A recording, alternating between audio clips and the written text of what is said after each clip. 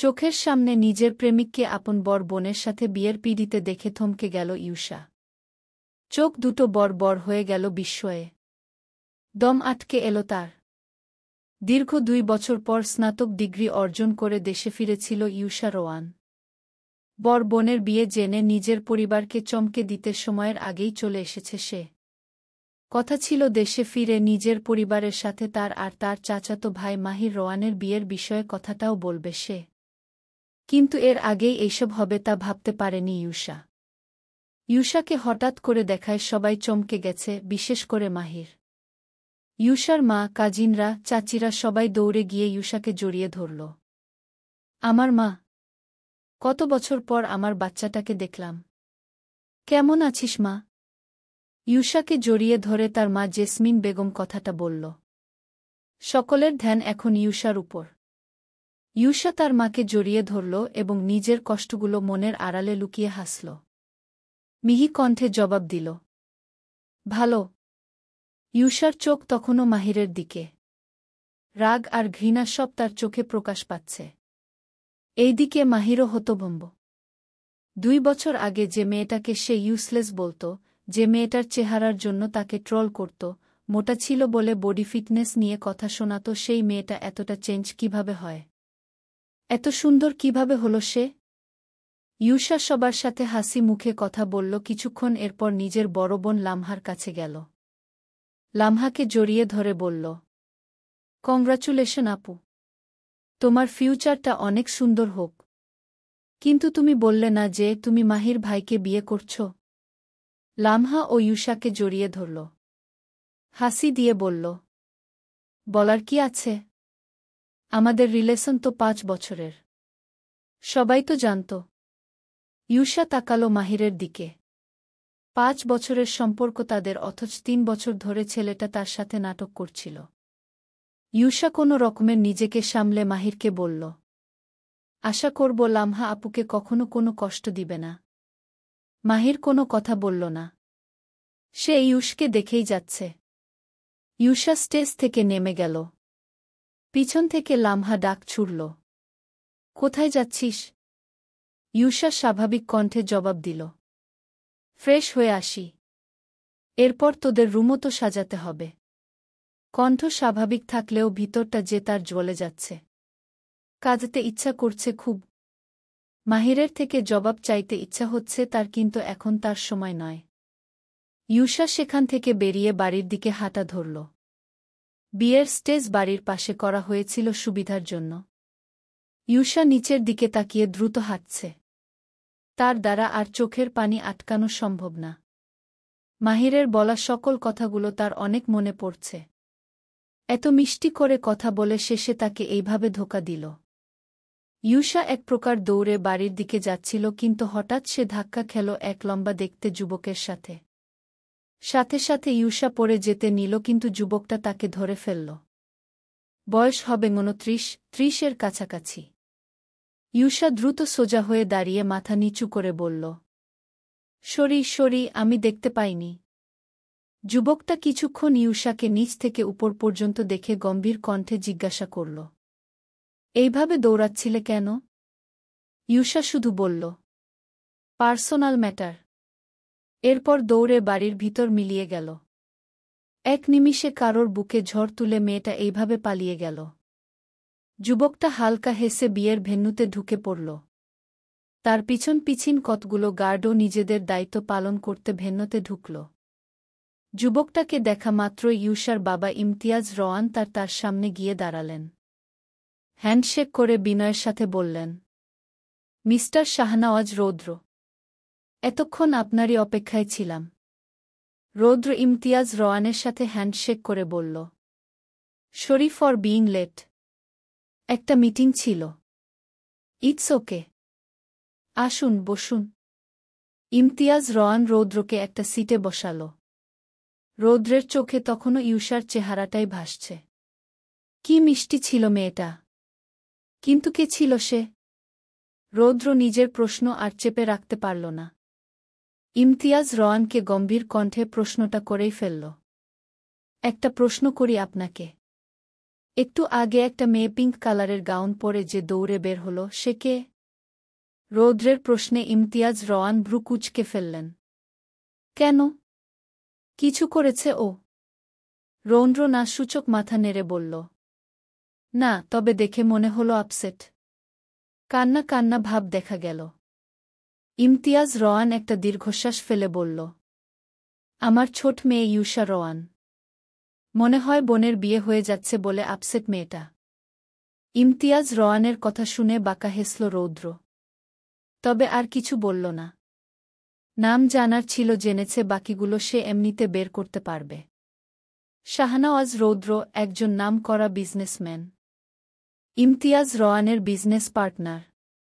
আজ সে এখানে এসেছিল লামহার বিয়ে অ্যাটেন্ড করার জন্য। ইউশা নিজের রুমে এসে দরজা আটকে দিল। দরজার সাথে ঘেঁষে বসে কাঁদতে লাগল। তার সাথে মাহির এমন একটা জঘন্য খেলা কেন খেলল? আচ্ছা, তার ভালোবাসায় কি কমতি ছিল? মাহির তাকে একটাবার বলতে পারল না যে সে তাকে ভালোবাসে না। ইউশা কাপা কাপা হাতে নিজের ফোনটা হাতে নিয়ে কল করল তার বেস্ট ফ্রেন্ড মাথিকাকে। কয়েকবার রিং হতেই ফোন তুলল সে। মাথিকা, তুই ঠিক ছিলি রে? মাহির আমাকে ভালোবাসেনি। ইউশার কান্নারত আওয়াজ শুনে মাথিকা ব্যাকুল হয়ে জিজ্ঞাসা করল। কি হয়েছে ইউশা? কাঁদছিস কেন? মাহির কিছু বলেছে? আজকে ও আমার বড় বোনকে বিয়ে করছে মাথিকা। আমি কোনোদিন ভাবিও নি এমনটা হবে। ওদের বিয়ের সম্পর্ক নাকি 5 বছরের। মাথিকা তাকে সান্ত্বনা দিয়ে বলল। আগেই বলেছিলাম তোকে। যাই হোক, আমি আসছি। তুই ভেঙে পড়িস না। ইউশা তাকে বাধা দিয়ে বলল। না, আসতে হবে না। তুই আসলে সবাই সন্দেহ করবে। আমি চাই না আমাদের অতীতের সম্পর্কটা কেউ জানুক, না হলে লামহা আপু ভেঙে পড়বে। As your wish. তবে উল্টা পাল্টা কিছু করার চেষ্টা করিস না। ইউশা ফোন কেটে দিল। ওয়াশরুমে গিয়ে একটা লম্বা শাওয়ার নিয়ে বাড়ি এলো, চোখ দুইটাও অসম্ভব লাল হয়ে আছে। ইউশা আয়নার দিকে তাকিয়ে রাগে বলল। তোমাকে এর জবাব দিতে হবে মাহির। দিতেই হবে। ঘর ভর্তি মানুষজন। যে যার মতো করে কথা বলছে, ছুটোছুটি করছে। ছোট বাচ্চারা নিজেদের মতো করে চিৎকার চেঁচামেচি করছে। সবাই নিজেদের আনন্দ নিয়ে ব্যস্ত, কিন্তু গুলার মনে কোনো আনন্দ নেই। সে ড্রেসিং টেবিলের সামনে বসে মেকআপের আড়ালে নিজের কষ্টটাকে লুকিয়ে ফেল। সুন্দর একটা হালকা পার্পেল রঙের গাউন পরে নিচে চলে এলো। লোকজন, কোলাহল এইসব তার কোনোকালেই ভালো লাগেনি, তবুও আবার ফিরে গেল ভেন্যুতে। ইউশার সকল কাজিনরা মিলে এক কোণে চেয়ার নিয়ে ঘিরে বসে আছে। বিয়ে ইউশা আসার আগেই হয়ে গেছে বলে আজ এত সুন্দর মুহূর্ত উপভোগ করছে সবাই, না হলে মাহিরকে মেরে তক্তা বানিয়ে দিত ইউশা। ইউশা একবার মাহিরের দিকে তাকালো যে লামহার সাথে স্টেজে বসেছিল। ইউশার নজর মাহিরের সাথে মিলতেই ইউশা ঘৃণা চোখ নামিয়ে নিল এবং নিজের কাজিন মহলের সাথে গিয়ে বসল। ইউশা সেখানে গিয়ে বসতেই তার চাচাতো বোন আইরিন ইউশাকে উদ্দেশ্য করে বলল। গাইস, এরপরে কিন্তু আমরা আমাদের বেবি সিস্টার ইউশার বিয়ে খাব। ওকে? ইউশা এক ভ্রু উঁচু করে বলল। তোদের মতো এত দামড়া ছেলে মেয়ে থাকতে আমি কেন বিয়ে করব? পাশ থেকে তার আরেক চাচাতো ভাই নিনিত বলল। কারণ তুই হচ্ছিস আমাদের বড় চাচুর ছোট মেয়ে। বড় মেয়ে তো বিয়ে করল, তাই এবার ছোট্টার পালা।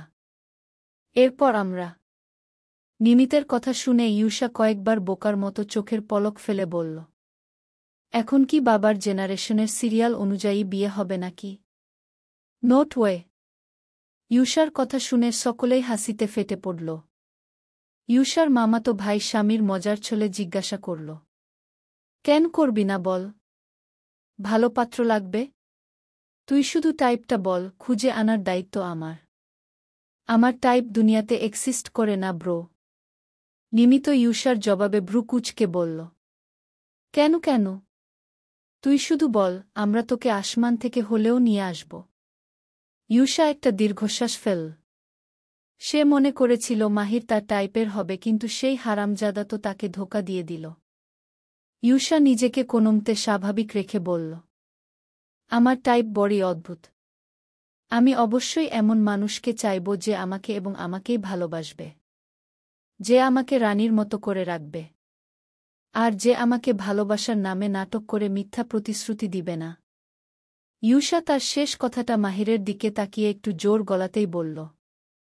তখনই পেছন থেকে একটা বাচ্চা এসে ইউসাকে বলল, ইউসা আপনি, তোমার বাবা তোমাকে ডাকছে, এখনই যেতে বলেছে।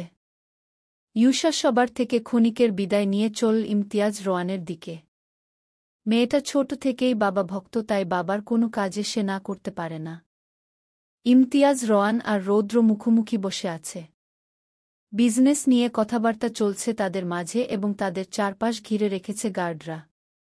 গম্ভীর আর সিরিয়াস কথার মাঝে এক কোমল হাওয়া হয়ে তাদের মাঝে প্রবেশ করল ইউসা। মিহি কণ্ঠে বাবাকে ডাকল সে। আমায় ডেকেছিলে বাবা? মেয়ে কণ্ঠস্বর শুনে ইমতিয়াজ রোয়ানের গম্ভীরতা কিছুটা নরম হয়ে এল। এই মেয়ে তার সবচেয়ে আদরের। ছোট থেকেই নিজে কোলেপিঠে মানুষ করেছেন তিনি। কিন্তু লামহা মেয়েটা তার উল্টো হয়েছে। ইউসার হাসিমাখা চেহারাটা দেখে ইমতিয়াজ রোয়ান একটা হাসি দিয়ে হাত দিয়ে ইশারা করে কাছে ডাকলেন। এইদিকে আসো আম্মুজান। ইউসা ধীর পায়ে ইমতিয়াজ রোয়ানের পাশে গিয়ে দাঁড়াল। রৌদ্র একবার ইউসার নিচ থেকে উপর পর্যন্ত দেখল। লাইট পার্পেল রঙে কত সুন্দর লাগছে তাকে। রৌদ্র হাসল। অন্তর্গহীন থেকে একটা নাম দিয়ে দিল তাকে লিটল পার্পেল। ইমতিয়াজ রোয়ান রৌদ্রকে ইশারা করে ইউসাকে বলল, আম্মুজান, এই হলো আমাদের কোম্পানির বিজনেস পার্টনার শাহনওয়াজ রৌদ্র। আর রৌদ্র, এ হলো আমার ছোট মেয়ে ইউসা। ইউসা একটু হেসে বিনয়ের সাথে বলল, nice to meet you sir. ইউসার হাসির বিপরীতে রৌদ্র হেসে বলল, nice to meet you too miss Rowan. And don't call me sir. We are family, right? Call me Roudro. Only Roudro. রৌদ্রের কথার বিপরীতে ইউসা হাসল। রৌদ্র ইউসার চোখের দিকে তাকিয়ে আছে, যার ফলে ইউসা কিছুটা নার্ভাস হয়ে গেছে। সে অনেক শুনেছে রৌদ্রের কথা, বিশেষ করে তার রাগের কথা। ইউসা এখন ইতস্তত বোধ করছে। ইমতিয়াজ রোয়ান বিষয়টা বুঝতে পারলেন। ইউসাকে আদুরের কণ্ঠে বললেন, তুমি এখন যেতে পারো আম্মুজান। আর কি যেন করবে বলছিলে না? ঘর সাজানোর ব্যাপারে সকল ধরনের ফুল আনা হয়েছে, স্বামীরদের বলে দিও। ইউসা মাথা নাড়িয়ে সেখান থেকে চলে গেল। ইউসা বের হতেই রৌদ্র জিজ্ঞাসা করল, আপনার এই মেয়েকে আজকেই প্রথম দেখলাম। ইমতিয়াজ রোয়ান হেসে বললেন, এতদিন অস্ট্রেলিয়ায় ছিল পড়াশোনার জন্য। 2 বছরের জন্য বাহিরে পাঠিয়েছিলাম ভালো করে পড়াশোনা করতে। রৌদ্র শুধু মাথা হালকা দোলাল এবং ইউসা যেদিক দিয়ে গিয়েছে সেই দিকে তাকিয়ে মনে মনে হাসল। বিকাল গড়িয়ে সন্ধ্যা নেমে গেছে। ইউসা আর তার কাজিনরা মিলে মাহিরের রুম সাজিয়ে এসেছে। ইউসা যেতে চাইছিল না, কিন্তু তার কাজিনরা তাকে জোর করে নিয়ে গেছে। রুম সাজানোর সময় ইউসার বুক ফেটে যাচ্ছিল কষ্টে, কিন্তু হাসি মুখে সে তাদের সাথে রুম সাজিয়েছে। এখন সবাই ব্যস্ত হয়ে আছে লামহাকে নিয়ে, কিন্তু ইউসা নিজের রুমে চলে গেছে শরীর খারাপের বাহানা দিয়ে। ইউসা নিজের রুমে জানালার সামনে দাঁড়িয়ে আছে, অন্যদিকে তার বিছানায় পড়ে থাকা মোবাইল ফোনটা নিজে নিজে বেজেই যাচ্ছে। মাতিকা ফোন করছে তাকে, কিন্তু ইউসার সেই দিকে পাত্তা নেই। হঠাৎ রুমের দরজা খোলার আওয়াজে ইউসার টনক নড়ল। পেছনে তাকিয়ে দেখল মাহির বর সেজে দাঁড়িয়ে আছে। এই সময়ে মাহিরকে দেখে ইউসার রাগের পারদ হু হু করে বেড়ে গেল। চেঁচিয়ে বলল, তুই এখানে কি করছিস? ইউসার মুখে তুমি থেকে সোজা তুই সম্বোধন পেয়ে মাহির কিছুটা চমকে গেল। সে ইউসার রুমের দরজাটা হালকা চাপিয়ে দিয়ে ইউসার দিকে 2 পা এগিয়ে গিয়ে বলল, তুমি থেকে তুই বানিয়ে দিয়েছিস। ভালোই। ইউসা একইভাবে বলল, একটাও বাজে কথা বলবি না। কেন করলি আমার সাথে এমন নোংরা নাটক? আমাকে বললেই পারতি যে তুই আমাকে ভালোবাসিস না।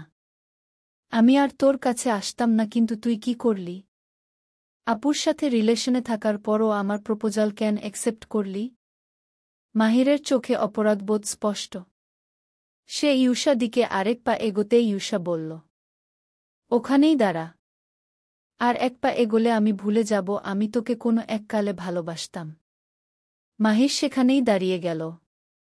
ওয়েল, আমার কথাটা শুন। আমি তোর সাথে নাটক করেছি, এইটা ঠিক। আমি জানি আমি অনেক বড় একটা ভুল করেছি। কিন্তু তুই সবসময় আমার পেছন পেছন ঘুরতি আমার অ্যাটেনশন পাওয়ার জন্য। আমি যদি তোকে না অ্যাকসেপ্ট করতাম তাহলে তুই আরও আমাকে জ্বালাতি। একবার না করে তো দেখতে পারতে। মাহির আরও কিছু বলতেই যাবে অমনি ইউষা তার সামনে এসে তাকে একটা ঠাটিয়ে চড় মেরে বসল। You deserve this. আর একবার আমার সাথে কথা বলার চেষ্টা করবি, আই শিওর তুই ইউষা রোয়ানের খারাপ রূপটা দেখবি। ইউষা রুম থেকে বেরিয়ে গেল। আর এইদিকে মাহির হতভম্ব। গালে হাত দিয়ে দাঁড়িয়ে রইল সে।